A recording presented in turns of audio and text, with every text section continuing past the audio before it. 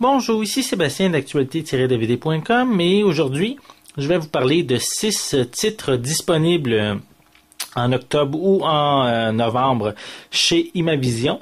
Donc, le premier titre que je vais vous parler, c'est une série qui s'appelle Furieux Forage, qui me permet de suivre certains hommes, certaines personnes qui justement travaillent dans le forage, puis on nous permet de voir les différentes difficultés, le fait aussi l'isolement qui est subi, parce que c'est pas toujours à la porte à côté là, pour faire le forage.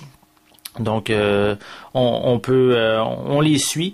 C'est vraiment une série qui a eu 200 jours de tournage, 500 heures de matériel. C'est vraiment une série qui pourrait probablement vous intéresser. C'est une série qui dure 4h30 et qui est disponible en magasin depuis le 18 octobre 2011. Donc c'est pour le premier titre. Le second titre que je vais vous parler est Miss Marple d'Agatha Christie avec Joanne Hinkson. C'est la série originale de la BBC. Et c'est une série inédite au Québec. C'est la première saison qui regroupe 4 films sur 10 épisodes. Donc, comme premier titre, on a Un cadavre dans la bibliothèque qui s'étale sur 3 épisodes. On a La plume empoisonnée sur 2 épisodes. Un meurtre sera commis de 3 épisodes. Et Une poignée de seigles qui est sur 2 épisodes.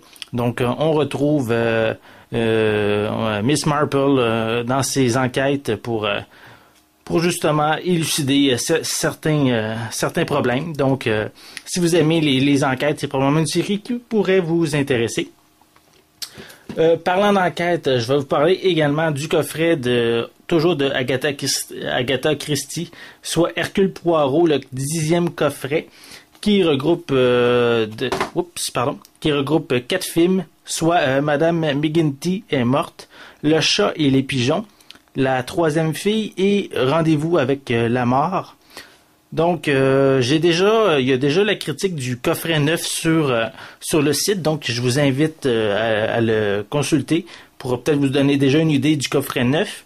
Donc, si la critique vous intéresse, mais probablement que le coffret 10 serait un coffret qui risque également de vous intéresser. Donc, ce coffret est disponible en magasin depuis le 8 novembre 2011. Comme quatrième titre, je vais vous parler de Les Aventures de Merlin, l'intégrale de la 2e saison, qui, on suit Merlin qui est dans une aventure au niveau du Moyen Âge, avec des monstres, des sorciers. Donc, j'ai pas vu la première saison, donc c'est difficile pour moi de vous en parler plus longuement. Mais si vous aimez les aventures au Moyen Âge, probablement que c'est une série qui pourrait vous intéresser. Donc, c'est une durée d'environ une dizaine d'heures pour cette 2e saison, qui est disponible en magasin depuis le 15 novembre 2011.